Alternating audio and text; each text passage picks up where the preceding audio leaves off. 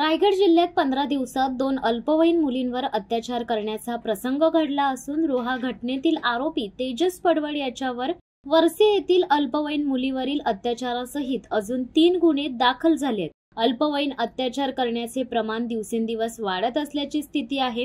रायगड जिल्ह्यातील रोहा व मुरुड तालुक्यामधील एका गावात 7 वर्षीय मुलीवर अतिप्रसंग झाल्याची घटना घडली आहे। मागील वर्षात रायगड जिल्ह्यात अल्पवयीन मुलींवर व महिलांवरील अत्याचार, विनयभंग अशा 350हून अधिक घटना घडल्या असल्याने पोलीस विभागाकडून देण्यात आलेल्या आकडेवारीनुसार समोर आले।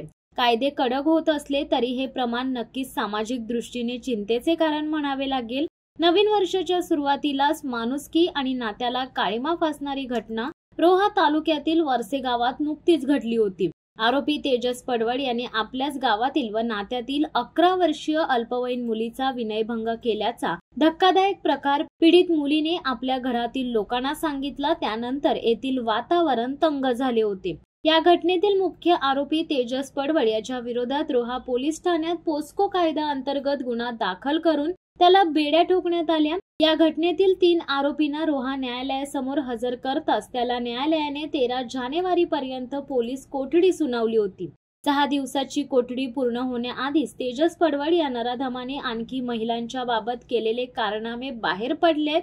याआधी तेजसने केलेले अत्याचार सहन करणाऱ्या महिलांनी धाडस दाखवून थेट पोलीस ठाणे गाठले। त्यानंतर या आरोपी विरोधात पोस्को आणि महिलांचे विनयभंग केल्याची तक्रार पीडितांनी दिली। एकाच पोलीस ठाण्यात एकाच आठवड्यात 2 पोस्को आणि 2 महिलांचे विनयभंग केल्याचे संतापजनक आणि तितकेच गंभीर गुन्हे एकाच आरोपीच्या विरोधात दाखल करण्यात आले असल्याची रायगड जिल्ह्यातील पहिलीच घटना ठरली आहे। विशेष म्हणजे महाराष्ट्र शासनाच्या महिला व बालविकास मंत्री आदिती तटकरे यांच्या मतदारसंघात ही घटना घडली आहे। या घटनेनंतर गावातील महिला व मुलींची छेड काढणाऱ्या या बाहेरखेल्ली आरोपीचे जणू काही ग्रह फिरलेत। त्याचे एक कारनामे बाहेर पडत असल्याने सारे जण आश्चर्यचकित झालेत। आरोपी तेजस पडवळ यांनी वरसे गावातील एका अल्पवयीन मुलीला तिच्या मोबाईलवरील इंस्टाग्राम व स्नॅपचॅटद्वारे घाणेरडे मेसेज पाठवून छुपा पाठलाग केला होता। तसेच आरोपी तेजसच्या घराशेजारील सार्वजनिक नळावर सदर मुलगी पाणी भरण्यासाठी जात असताना तिच्याकडे वाकड्या नजरेने पाहून तिचा विनयभंग केला। सदर घटना मे 2024 रोजी घडली होती।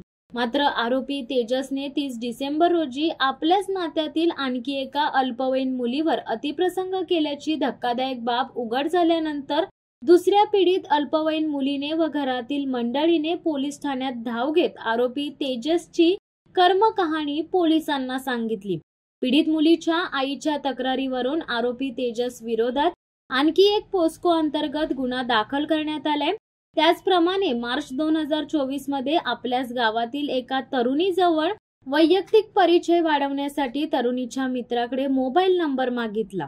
मात्र सदर तरुणीने मोबाईल नंबर देण्यास नकार दिला। असे असताना सदर तरुणी गावातील सार्वजनिक ठिकाणी आरोपी व्यक्तीच्या घराजवळ असलेल्या नळावर पाणी भरण्यासाठी जात असताना आरोपी तेजस पडवळ याने घरातील खिडकीत उभा राहून त्या तरुणीकडे पाहून वेळोवेळी अश्लील इशारे केले।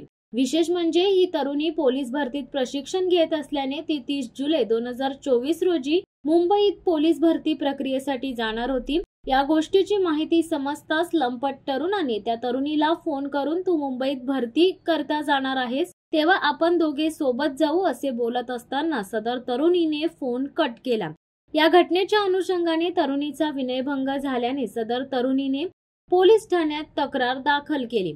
त्याचप्रमाणे त्याच गावातील एका महिलेकडे मोबाईल नंबर मिळण्याकरिता तिच्या घराच्या उंबरठ्यावर जाऊन तिच्याकडे वाईट नजरेने बघून डोळ्याने इशारा करून मला तुझा मोबाईल नंबर दे असे बोलून वेळोवेळी तिचा पाठलाग करून जवळीक साधण्याचा प्रयत्न केला।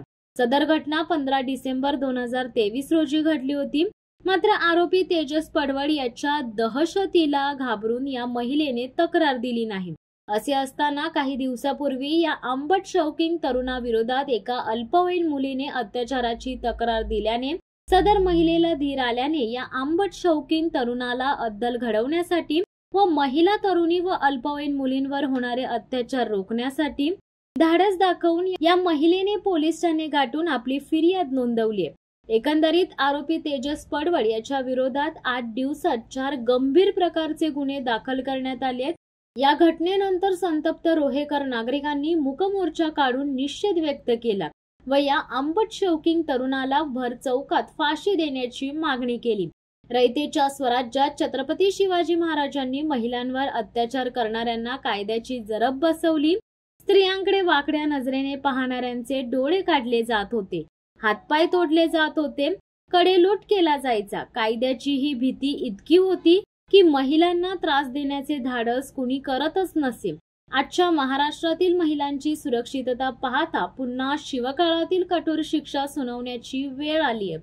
महिलांच्या सुरक्षिततेवर भले मोठे प्रश्न उभे असताना आता किती दिवस फक्त मेणबत्ती जाळायची? नराधमांना जरब कधी बसणार?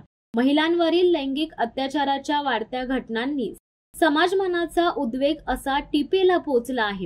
दिवसाढवळ्या मुलींवर बलात्कार होतोय, लैंगिक शोषण होते, बलात्कारानंतर खून केला जातोय। महिलांवर होणारे अत्याचार, विनयभंग, छेडछाड अशा निषेधार्ह घटनांचे प्रमाण संपूर्ण समाज गावगुंडांच्या पातळीवर येऊन पोचला असावा अशी शंका येण्या इतपत वाढली आहे। त्यांना आळा घालण्यासाठी आहेत ते कायदेही अपुरे वाटू लागलेत। केवळ सार्वजनिक ठिकाणी महिला पोलीस तैनात करून या गावगुंडांना धाक बसणार नाही।